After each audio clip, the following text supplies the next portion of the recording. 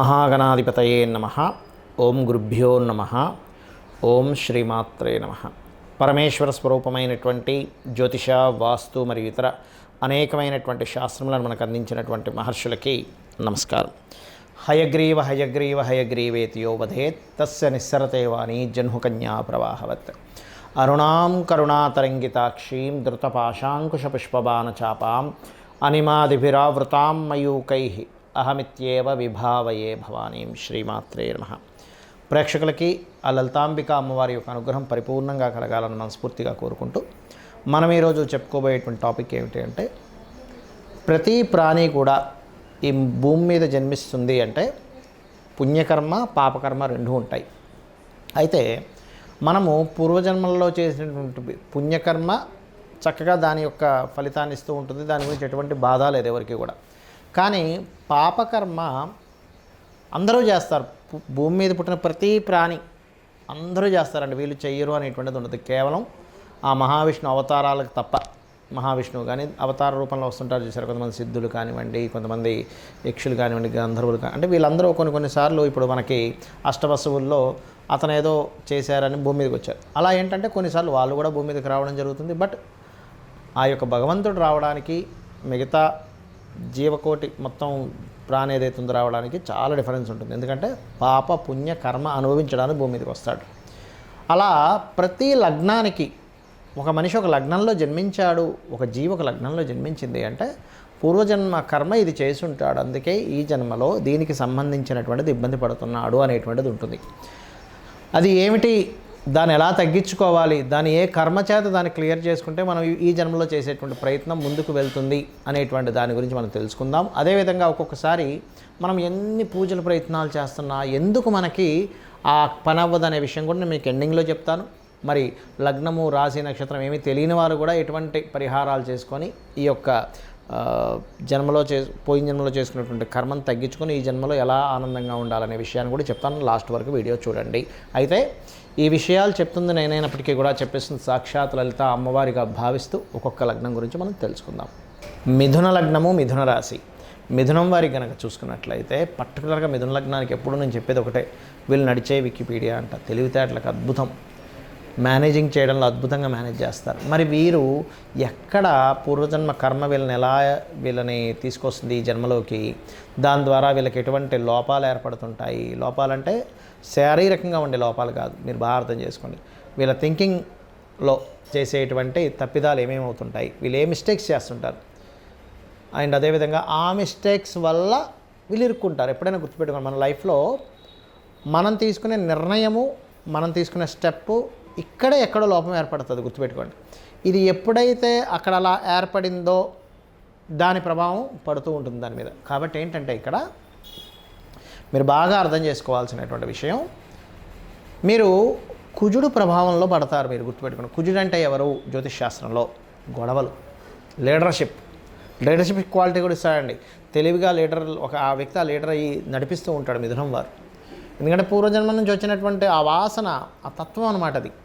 Leadership, అనవసరమైన గొడవలు. అలాగే ఏది కుజుడు బాగా పాడైతే, కుజుడు బాగా బాగుంటే ఆ వ్యక్తి ఆ ఫ్యాక్టరీలో కానీ లేకపోతే ఏదైనా ఒక యూనియన్కి కానీ లీడర్ అయి చక్కగా దాని ద్వారా అద్భుతమైనటువంటి ఫలితాలు పొందుతాడు. కానీ కుజుడు పాడయ్యాడా అంటే మీరు పొరపాటును కూడా ఘర్షణలు, గొడవలు, ఆవేశం జోలికి వెళ్ళకూడదు.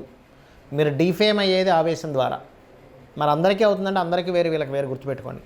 మీరు ఆవేశంగా, ఉగ్రంగా, ఫాస్ట్గా ఏదైనా చేస్తున్నారంటే అదే మీకు ఎక్కడో దెబ్బతీయనుంది అని అర్థం చేసుకోవాలి. కుజుడు పాడయ్యాడంటే చాలా ముఖ్యమైనటువంటి విషయం గుర్తుపెట్టుకోండి.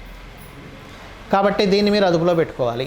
మరి దీనికి ఏమిటండి, దీన్ని ఎట్లా చేయాలి? కందులు దానంగా ఇస్తూ ఉండాలి.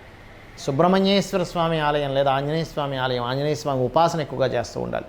అయితే దీంతో పాటు మీకు పంచమాధిపతి శుక్రుడు అవుతాడు కాబట్టి, లేదా తులారాశి, మీకు పంచమం అనేటువంటి తులారాశి అవుతుంది కాబట్టి, మీ మిథునానికి పంచమ రాశి అది అవుతుంది కాబట్టి, ఆ రాశుల్లో ఏదైనా గ్రహం ఉంటే ఆ గ్రహ ఆరాధన కూడా చేయాలి. గుర్తుపెట్టుకోండి.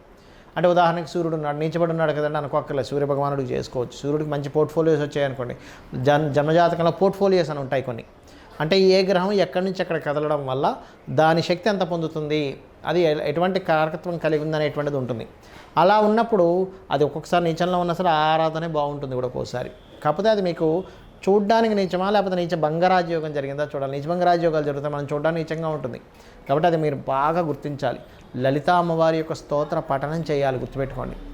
అలా కొంతమందికి శుక్రుడు బాగున్నాడు అనుకోండి, సంతానం కలిగినప్పటి నుంచి వాళ్ళ యొక్క కర్మలు ఇంకో రూపంలో టర్న్ అయిపోతాయి. అంటే ఏమిటి, వీళ్ళు చేయాల్సినంత సంతానానికి వాళ్ళు సేవ చేస్తూ ఉంటారు, వాళ్ళ కోసమని వీళ్ళ కర్మలు అనేవి తొలగిపోతూ ఉంటాయి. అట్లా రకరకాలు ఉంటాయి ఒక్కొక్క జాతకంలో. కాబట్టి ఏంటంటే మీరు ముఖ్యంగా ఏదైనా ఫ్యాక్టరీస్ పెట్టేటప్పుడు కానీ, ఒక గొడవ జరిగేటప్పుడు కానీ, లేదా పవర్ రిలేటెడ్ సంబంధించిన వర్క్స్ చేసేటప్పుడు కానీ గుర్తుపెట్టుకోండి, ఎనీ పవర్, ఎందుకంటే కుజుడు పవర్కి కారకుడు. లేదా అన్నదమ్ముల విషయంలో కానీ తప్పిదం చేయకండి.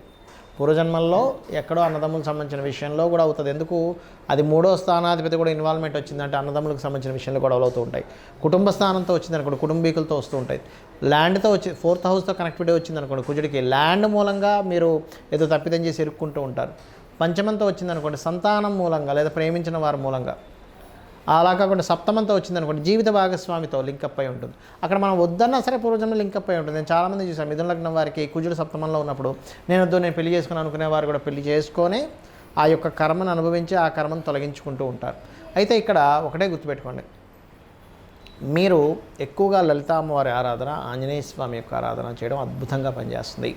అయితే ఇక్కడ మీరు ఎంతసేపు బ్యాడ్ అనుకోకండి, దీన్ని బాగా అర్థం చేసుకోండి. పూర్వజన్మ కర్మ అనేటువంటిది ఎప్పుడూ బ్యాడ్ రూపంలో ఉండదు, గుడ్ రూపంలో కూడా ఉంటుంది. అంటే మీరు పూర్వజన్మల్లో కనుక ఒక మంచి కుజుడు కదా, ఒక మంచి యుద్ధ నైపుణ్యం కలిగిన వ్యక్తి అయి చాలామందిని రక్షించాడు అనుకోండి. మీరు ఉదాహరణకి పూర్వజన్మలో ఏ మిలిటరీయో డిఫెన్స్లోనో ఉన్నారు, అక్కడ దేశాన్ని రక్షించడం కోసము కొంతమంది కొన్ని వందల వేల మంది ప్రాణాలు రక్షించడం కోసము మీరు పోరాడి మీరు చక్కగా వాళ్ళందరినీ సేవ చేశారు, తర్వాత జీవితం అయిపోయింది. అప్పుడు ఆ కుజుడు ఏం చేస్తాడంటే, అంటే సాఫ్ట్వేర్ లాంటిది ఇది, భగవంతుడు క్రియేట్ చేసిన సాఫ్ట్వేర్.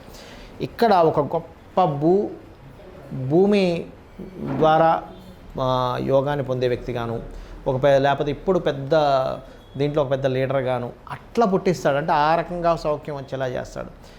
ఈ యొక్క భగవత్ లీల ఎలా ఉంటుందంటే, భగవంతుడు క్రియేట్ చేసినటువంటి ఈ యొక్క కర్మ సంబంధించినటువంటి చక్రం ఎలా ఉంటుందంటే, మనం ఏది చేస్తే అది ఈ జన్మలో చక్కగా అందుతుంది. అది బ్యాడ్ ఆర్ గుడ్, ఇది గుర్తుపెట్టుకోండి. అదేవిధంగా లలితా అమ్మవారి యొక్క ఆరాధన కూడా రెగ్యులర్గా చేయండి.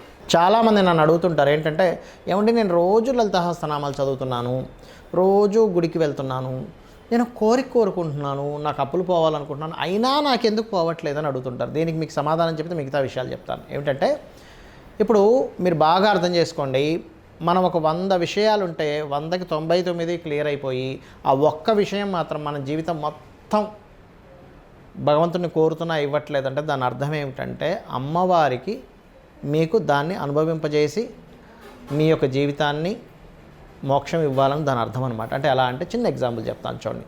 ఒక పిల్లవాడు ఉన్నాడు, ఆ పిల్లవాడు చిన్నప్పుడు ఎల్కేజీ యూకేజీ స్టేజెస్లో ఉన్నప్పుడు నేను వెళ్ళను ఏడుస్తూ ఉంటారు పిల్లలు. అప్పుడు తల్లి ఏం చేస్తుంది, నువ్వు వెళ్ళనన్నా తీసుకెళ్తుంది.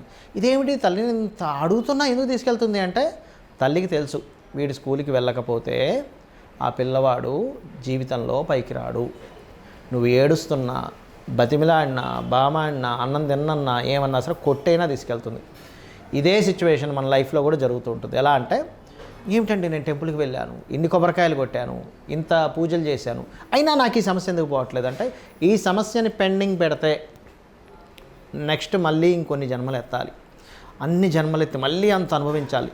తన భక్తుడిగా తనకి ఇష్టం లేదు, ఇన్ని జన్మలు ఎత్తి మళ్ళీ బాధపడ్డాం, ఈ జన్మలోనే దాన్ని తీసేసేయాలంటే ఇక్కడే అనుభవింపు చేసేద్దాం, కావాలంటే మనోశక్తిని ఇద్దాం, ధైర్యాన్ని ఇద్దాం అని అనుకొని ఏం చేస్తుంది అమ్మవారు, ఆ రకంగా ఆ కర్మ తొలగించడానికి మనం ఎంత కోరినా సరే అది అవ్వనివ్వదు. ఎందుకంటే ఆవిడికి తెలుసు ఇంకొక 100 జన్మలు ఎత్తాలి, లేకపోతే ఇంకో 1000 జన్మలు ఎత్తాలి ఈ కర్మ తొలగించాలంటే. కాబట్టి ఆవిడ ఈ జన్మలోనే కంప్లీట్ చేస్తుంది. మీరు మహాభక్తులైతే కనుక ఇది పరిపూర్ణంగా నమ్మండి.